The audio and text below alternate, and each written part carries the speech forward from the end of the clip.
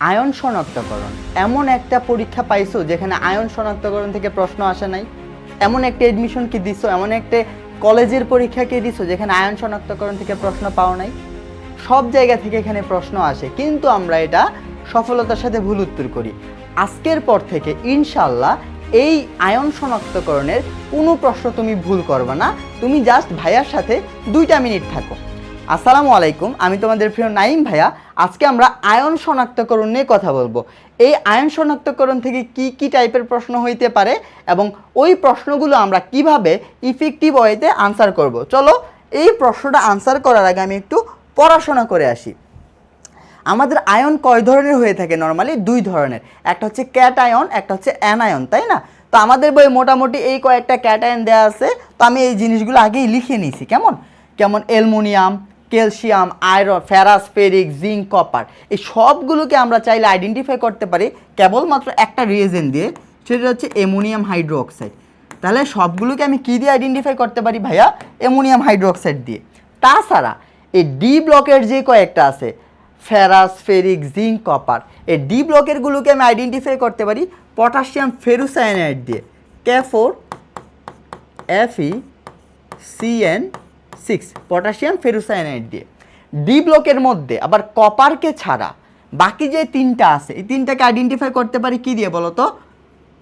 Potassium ferricyanide দিয়ে, K3 FeCN6, potassium ferricyanide দিয়ে। এছাড়া আয়রন, ফেরাস এবং ফেরিক, এই 2টাকে আবার আইডেন্টিফাই করতে পারি কি দিয়ে ভাইয়া? অ্যামোনিয়াম থায়োসায়ানাইড, NH4CNS, অ্যামোনিয়াম থায়োসায়ানাইড দিয়ে। বুঝাইতে পারলাম? তাহলে আমি এই দেখো এই চার্টের মাধ্যমে কিন্তু মোটামুটি সব শিখে ফেলছি। দেখো সবগুলোকে আইডেন্টিফাই করতে পারি অ্যামোনিয়াম হাইড্রোক্সাইড দ্বারা। ডি ব্লকেরগুলোকে আইডেন্টিফাই করতে পারি পটাশিয়াম ফেরুসায়ানাইড দিয়ে। ডি ব্লকের মধ্যে কপারকে ছাড়া আইডেন্টিফাই করতে পারি পটাশিয়াম ফেরিসায়ানাইড দিয়ে। ডি ব্লকের মধ্যে আয়রন, ফেরাস এবং ফেরিককে আইডেন্টিফাই করতে পারি অ্যামোনিয়াম থায়োসায়ানাইড দিয়ে। শেষ। তারপরে দেখো এই ক্যালসিয়ামকে আমরা স্পেসিফিক্যালি আইডেন্টিফাই করতে পারি অ্যামোনিয়াম অক্সালেট দিয়ে। কি দিয়ে? Ammonium oxalate, NH4 2C2O4, ammonium oxalate. এটার স্ট্রাকচারটাও তোমাদের জানা থাকতে হবে। অ্যামোনিয়াম অক্সালেটের স্ট্রাকচার কীরকম ভাইয়া? প্রথমে 2টা অ্যামোনিয়াম আয়ন লিখবা, 2টা অ্যামোনিয়াম আয়ন। এই অ্যামোনিয়াম আয়ন একটা অক্সিজেন নেগেটিভকে ধরবে, এই অক্সিজেন একটা কার্বনকে ধরবে, এই অক্সিজেন একটা কার্বনকে ধরবে, কার্বন নিজেদেরকে ধরবে, ডাবল বন্ড দিয়ে সে আরেকটা অক্সিজেনকে ধরবে। এটা হচ্ছে অ্যামোনিয়াম অক্সালেটের সংকেত। এটা দিয়ে আমরা ক্যালসিয়াম আয়নকে শনাক্তকরণ করতে পারি। তারপরে ক্যাটায়নের মধ্যে বাকি আছে কে বলো তো ভাইয়া? বাকি আছে সোডিয়াম। এটাকে আমরা আইডেন্টিফাই করতে পারি পটাশিয়াম পাইরো অ্যান্টিমোনেট, K2H2SB2O7, পটাশিয়াম পাইরো অ্যান্টিমোনেট দিয়ে। আর একটা মোস্ট ইম্পর্টেন্ট জিনিস বাকি আছে, সেটা কি? Ammonium ion, NH4 positive ammonium. এটাকে ন্যাসলার দ্রবণ দিয়ে, কি ন্যাসলার দ্রবণ। এই হচ্ছে আমার ওভারঅল ক্যাটায়ন আইডেন্টিফিকেশনের যত রিয়েজেন্ট আছে। ক্লিয়ার না? 2বার 4টা আঁকবা, একদম ইজি হয়ে যাবে। অ্যানায়নের মধ্যে কারা কারা আছে? অ্যানায়ন আমার 3টা আছে, ক্লোরাইড, সালফেট, কার্বনেট। ক্লিয়ার? ক্লোরাইডকে আইডেন্টিফাই করি আমরা কি দিয়ে? সিলভার নাইট্রেট দিয়ে, সিলভার নাইট্রেট দ্রবণ দিয়ে। কেমন? আর এই 2টাকে আমরা আইডেন্টিফাই করতে পারি বেরিয়াম ক্লোরাইড অথবা বেরিয়াম নাইট্রেট দিয়ে। কেমন? যদি এই এখানে বেরিয়াম সালফেট হবে অথবা বেরিয়াম দুই কার্বনেট হবে। এখান থেকে কী হইতে পারে? বেরিয়াম সালফেট অথবা বেরিয়াম কার্বনেট, বেরিয়াম কার্বনেট। 2টারই কি সাদা অধক্ষেপ? ক্লিয়ার?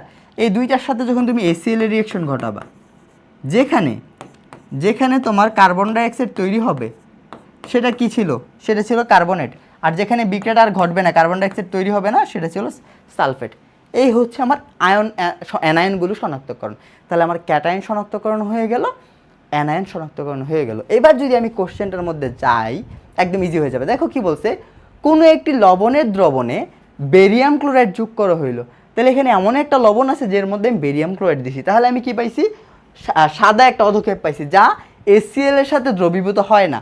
বুঝাইতে পারলাম? তাহলে অ্যানায়নটা কি বুঝো তো ভাইয়া? কই গেল? তাহলে অ্যানায়নটা কি?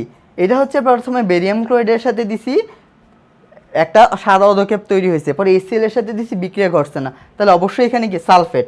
তাহলে এখানে অবশ্যই কি আছে? সালফেট আছে। কিন্তু কোশ্চেনে দেখো সালফেট আছে দুইটা, এখানেও সালফেট আছে, এখানেও সালফেট আছে, এখানেও সালফেট আছে, দুই জায়গায় আমার কি আছে? সালফেট আছে। এখন আমার উত্তর কোনটা হবে? সোডিয়াম সালফেট নাকি কপার সালফেট? বলে দিছে যৌগটা শিখা পরীক্ষায় সোনালী হলুদ বর্ণ প্রদর্শন করে। তাহলে সোনালী হলুদ বর্ণ প্রদর্শন করে কে ভাইয়া? সোডিয়াম। সোডিয়াম কি সোনালী হলুদ বর্ণ প্রদর্শন করে শিখা পরীক্ষায়। তাহলে উত্তরটা কি হবে? Sodium sulphate. ক্লিয়ার? ক্লিয়ার? একদম বুঝছো?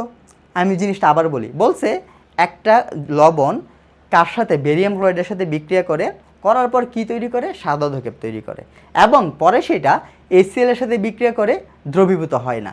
তার মানে বুঝছি এখানে অবশ্যই সালফেট আছে। ক্লিয়ার? এখন এর আগের পার্টটা কি? এখানে দেখো কপার আছে, সোডিয়াম আছে, কোনটা হবে? বলে দিতে শিখা পরীক্ষা সেটা সোনালী হলুদ বর্ণ প্রদর্শন করে।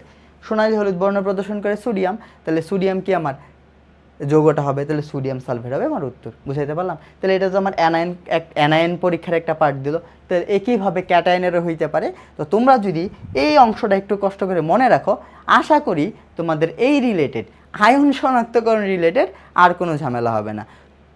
ঠিক একইভাবে, এটা তো একটা কনসেপ্ট, ঠিক এই সেমভাবে তোমার রসায়নের যত ধরনের ইম্পর্টেন্ট টপিক আছে, যত ধরনের কনফিউশন টপিক আছে, সবগুলো আমরা আমাদের সেকেন্ড টাইম অপটিমিস্টিক ব্যাচে একদম ডিটেলস পড়ায় দেওয়া হচ্ছে।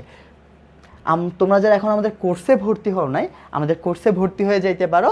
আমাদের কোর্সে দুইটা ফিচার আছে, একটা হচ্ছে লেকচার শিট সহ, একটা হচ্ছে লেকচার শিট ছাড়া। এখন লেকচার শিটগুলো কি ভাইয়া? প্রত্যেকটা চ্যাপ্টারের একদম প্রিমিয়াম লেকচার শিট, যে টপিকগুলো থেকে প্রত্যেক বছর প্রশ্ন হচ্ছে সেই টপিকগুলো ইনক্লুডেড, এবং এই টপিকগুলোর আন্ডারে যত ধরনের প্রশ্ন হইতে পারে তোমার এডমিশনে সেকেন্ড টাইমে সকল প্রশ্ন দেওয়া আছে। তো তোমরা আমাদের লেকচার শিট সহ ভর্তি হইতে পারো মাত্র ৩,৯৯৯ টাকাতে, আর লেকচার শিট ছাড়া ২,৯৯৯ টাকায় আমাদের কোর্সে ভর্তি হয়ে যেতে পারো। আর একটা মজার বিষয় হচ্ছে, তোমরা যারা হচ্ছে তোমাদের অপশনাল সাবজেক্ট হিসেবে অন্য সাবজেক্ট আনসার করবা, তাদের জন্য কিন্তু আমাদের বাংলা এবং ইংরেজির 40টি করে লাইভ রেকর্ডেড ক্লাস পেয়ে যাবা মুহসিন স্যারের এবং হচ্ছে সুফিয়ান স্যারের। তো সকলেই ভালো থাকো। তোমরা যারা আমার কোর্সে ভর্তি হও নাই, আমাদের কোর্সে অতি দ্রুত যুক্ত হয়ে যাও। আসসালামু আলাইকুম।